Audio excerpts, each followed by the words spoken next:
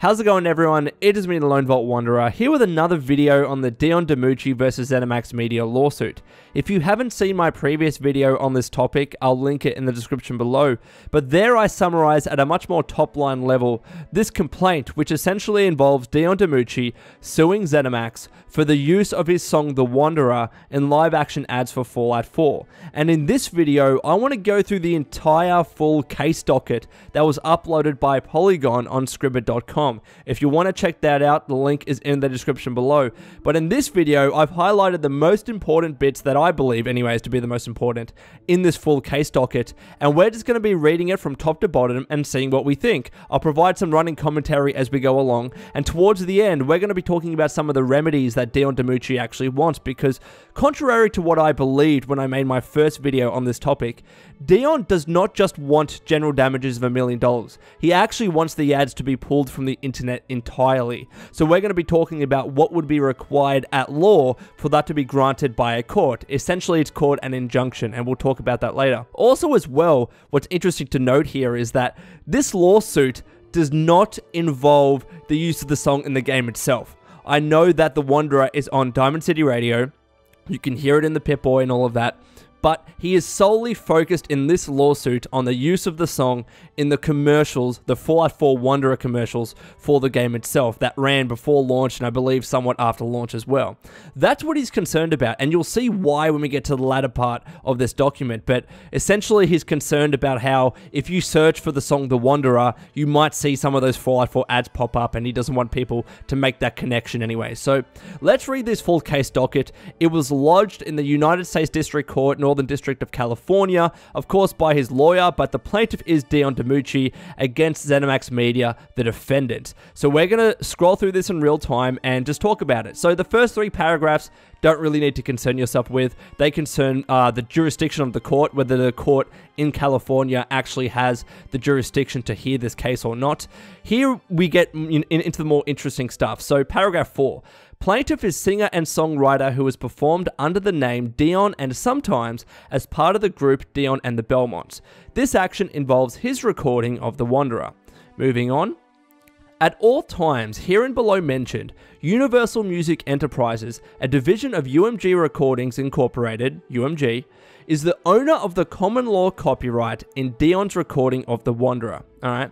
In or about 2015, defendant entered into a written agreement with UMG licensing The Wanderer for use in connection with the advertising of the video game Fallout 4, and this is known as the UMG license. So let's stop there, right? I know that there are a few comments in my previous videos saying, well, didn't Dion sign off against this, right? Didn't he actually approve the use of the Wanderer song in these live action ads for Fallout 4?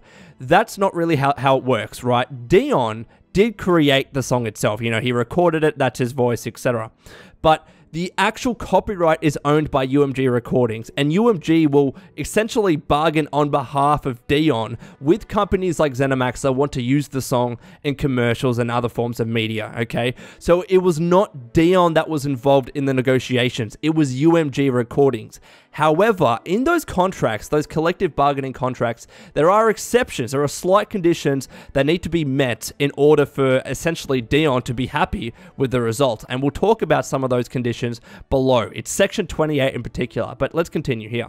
So the UMG license contains a paragraph expressly for plaintiff's benefit. Defendant, again Zenimax, hereby represents, warrants and agrees that plaintiff, Dion, whose performances are embodied on The Wanderer, will receive not less than the compensation and other economic benefits. Those are key, okay? Compensation and other economic benefits, and we'll focus on that phrase there. Having a substantially equivalent economic cost to the defendant, as those which would be payable to plaintiff if the defendant were a signatory to the collective bargaining agreement applicable in the relevant medium for such use. Defendant hereby agrees that in consideration for the use of the recording to make the above payments. And again, the above payments are compensation, money, and other economic benefits. What are these other economic benefits? This is where we get to section 28.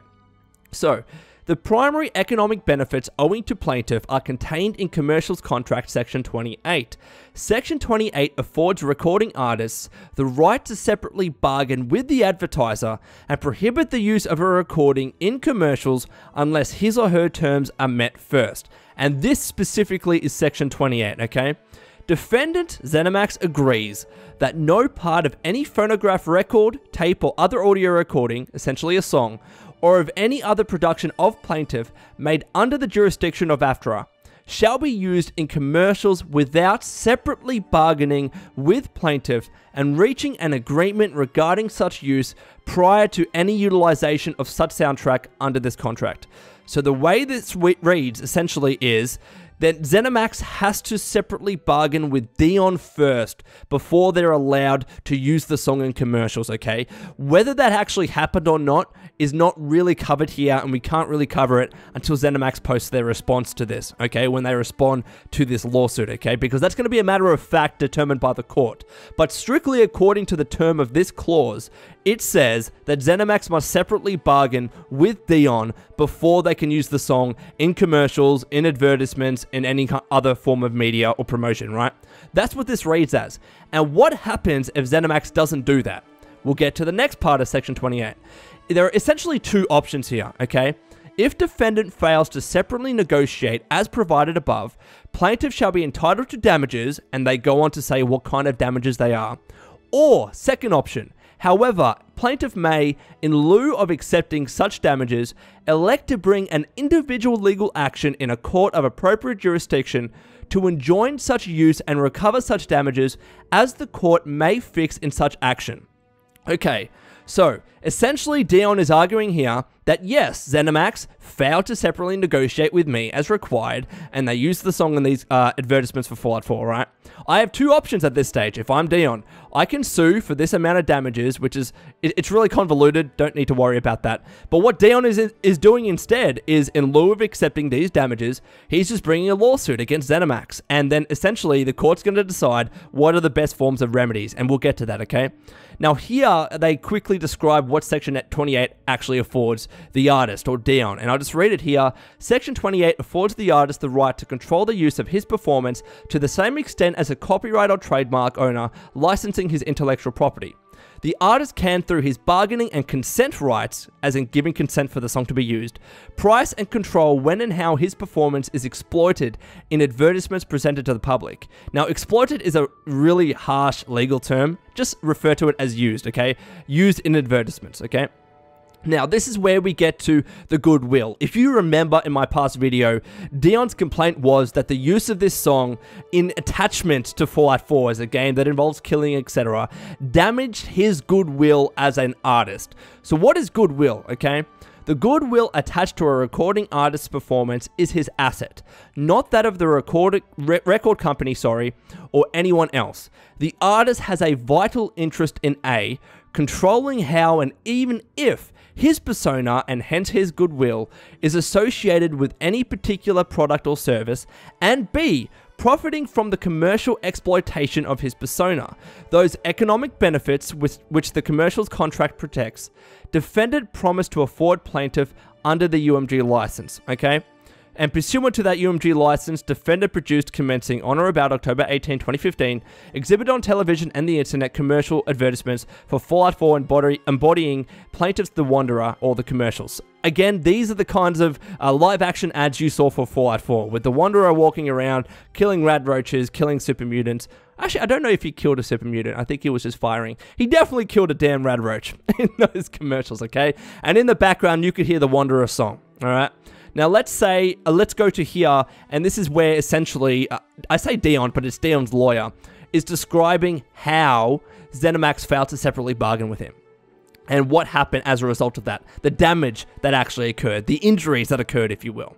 So, however, defendant failed to separately bargain with plaintiff and reach an agreement concerning such use with him and obtain his advance consent before the commercials were publicly exploited as required by Commercials Contract Section 28. Again, this case is really going to hinge on Section 28 of the contract. I said this in my previous video. The court is going to have to interpret that, see what it means, and see what happens, or see what the remedies should be if Zenimax, in fact, failed to comply. They're going to be looking at both sides of the argument, seeing what Dion actually did, seeing what Zenimax did. Did they reach out to him? Did they email him? Did they call him separately? All of that kind of stuff. So Zenimax is going to be busy, collating all of that evidence, and they'll determine, based on the facts, whether Zenimax complied with that contractual clause, because as far as we can see, there's nothing else to suggest that that clause was not valid, okay? So that's what's going to be happening in the case. And if that is decided that Zenimax did fail to comply, the court will then move on to say, well, because of that, what kind of damage happened or what kind of injuries occurred to Dion because of the use of his song in those 4x4 live action ads. So this is Dion's argument. As a direct and proximate of defendant's actions, plaintiff has been damaged. In addition to the loss of the fee which plaintiff had the right to charge for the use of his performance in commercial advertisements, he lost his right to refuse consent. Defendant's commercials were objectionable because they featured repeated homicides in a dark dystopian landscape where violence is glorified as sport. The killings and physical violence were not to protect innocent life, but instead were repugnant and morally indefensible images designed to appeal to young consumers, okay? And now, he's comparing his perception of 4x4 as a game to essentially his perception of The Wanderer as a song, and how these two things conflict, and therefore the attachment or the combination of the song and the game itself caused damage to his persona, to his song, to his goodwill. So in The Wanderer, Dion gives life to the story of a sad young man, and I preface this by saying, believe what you want from his description of his song, okay? I'm going to read this again. Dion gives life to the story of a sad young man who wanders from town to town, not having found himself or the capacity for an enduring relationship. The song describes isolation during coming of age. Without plaintiff's consent, defendants dubbed The Wanderer into commercials in which the protagonist, a wanderer, roams from one location to the next, armed and hunting for victims to slaughter. Defendants' commercials have no redeeming value. They simply entice young people to buy a video game by glorifying homicide, making the infliction of harm appear appealing, if not also satisfying. So the court's going to have to look at that and look at the commercials and see whether he actually agrees with Dion. Also as well, I think they're going to have to listen to the songs, the judge that is, or the judges in the court. They're going to have to listen to the song and see whether they agree and see how much damage was actually caused to Dion's goodwill. Now, this is where we get to the stage where, had Zenimax actually complied? In my previous video, I talked about how damages are essentially a way to put the party, the injured party, in the same position had the contract itself been complied with according to the terms of the contract. So this is what Dion is saying. If Zenimax complied, had defendant performed its obligations and bargained with plaintiff prior to the first use, the plaintiff could have used his right to refuse consent to persuade defendant to change the script so that, for instance, they instead told the story of a post-apocalyptic struggle for survival without craving violence. Essentially, the reason why he's saying this, allegedly, is that if he was able to do this and effectively change the scripts for 4x4, which was never going to happen, but let's say that actually did happen, then potentially he wouldn't have had that alleged damage of goodwill to his persona, okay? Alternately, he could have priced into his fee adequate compensation to safeguard himself against the potential loss of goodwill from being associated with the immoral images in defendant's scripts. Now, the defendant's commercials are still available online. The continued presence is an ongoing, irreparable injury to plaintiff. Now, in addition to money damages, here's where we get into the remedies for the plaintiff.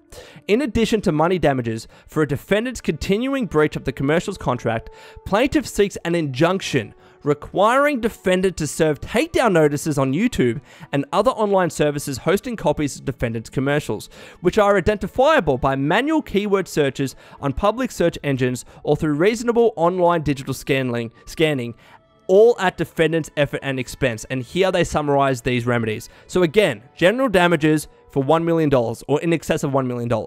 Preliminary and permanent injunctive relief, costs of suit, which is normal, such further relief as the court may deem just. So we talked about damages in the last video. Now I want to talk about, well, what's actually required for the court to approve this injunctive relief? What would be required for a court to say, all right, Dion, we agree with you. Zenimax didn't comply. Hypothetically, Zenimax didn't comply. Your goodwill was damaged. But do you deserve or should you be afforded the right to an injunction? Okay, because an injunction is not something a court just freely offers. Okay, I mentioned in my past video again that damages are a much more common form of compensation for an injured party, especially in contractual law cases. All right.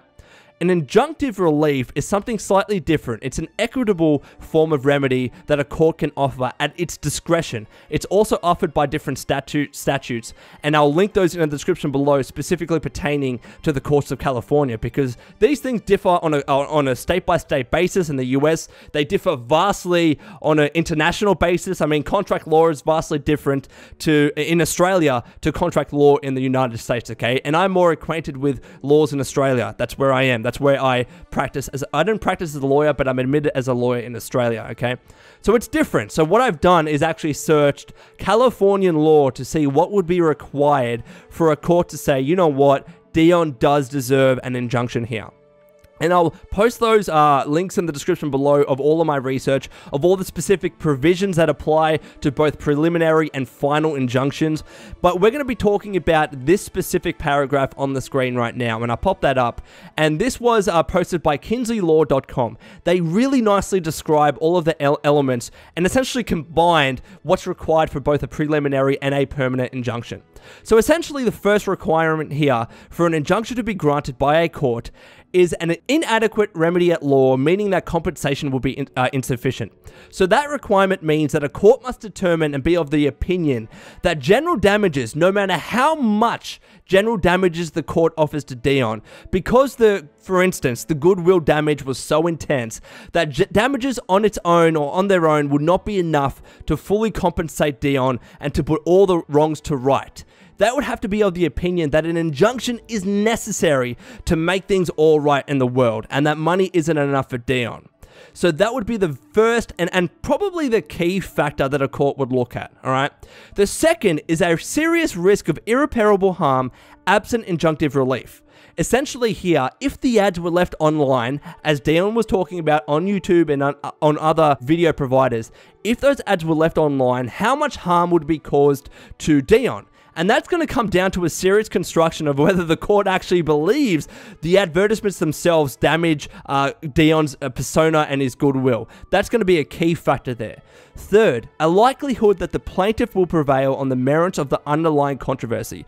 This really concerns preliminary injunctions, because usually what happens when injunctions are sought in a lawsuit, the plaintiff will come up to the court and say, look, I need an injunction now because harm is happening to me right now. Can you grant me a preliminary injunction before you decide on the final injunction and the final merits of the case? And a court will sometimes do that to say, you know what, we need to stop the damage or potential damage that's happening to you now, for instance, because of these ads that are online that are damaging your persona, etc. We're going to issue you a preliminary injunction, and then later on, when we have the full case, we'll decide whether a full injunction is necessary. So they're going to have to look at the likelihood that the plaintiff here, Dion, in that full case, in that full judgment later on, would prevail on the merits, would actually succeed in his complaint here as outlined in this document. And the last condition here is that there must be a comparison of the harm to the defendant in issuing an injunction versus the harm to the plaintiff in withholding it, which on balance favors the plaintiff. So essentially here, the court's going to combine the harm that would cause Zenimax for having to comply with an injunction versus the harm that would cause to Dion if the injunction wasn't granted in the first place, and they generally will favor the plaintiff in that situation. So what's going to be worse? Those ads left online that are potentially damaging the goodwill of Dion, or Zenimax by having to comply and issue takedown notices to every single video on YouTube and on other online services? I don't know how many times that ad with that song was uploaded, not just by content creators, but it's on like PlayStation's YouTube channel, it's on Eurogamers, I believe, like other media news outlets. I believe it's on IGNs and GameSpots. Zenimax would have to go through all of those things and say, all right, we need to issue takedown notices on all of you. Is that harm going to be worse, or is the harm to Dion by leaving those ads online going to be worse? So that's going to be another crucial factor there. And that's pretty much the end of it, to be honest. We go here. They also won a trial by jury. I suspect the reason is for that because he believes that a trial by jury will be more sympathetic to his situation because they might agree that the game is violent, etc., and it damaged his song and his goodwill. So anyways, Wastelanders, that's all from me. I'm out of breath. I did this in one fucking take. I never do this, which is why I stumbled a little bit here and there. I will not edit any of that out. So thank you so much for listening until this stage. Please let me know your thoughts in the comments below. What do you think of this full document? What do you think of the release that Dion is trying to seek here? And also, who do you think is going to win? We have to wait until Zenimax posts their response to this lawsuit. That'll be interesting. But until next time, this has been a Lone Vault Wanderer. Please take care of yourself, and would you kindly keep fighting the good fight.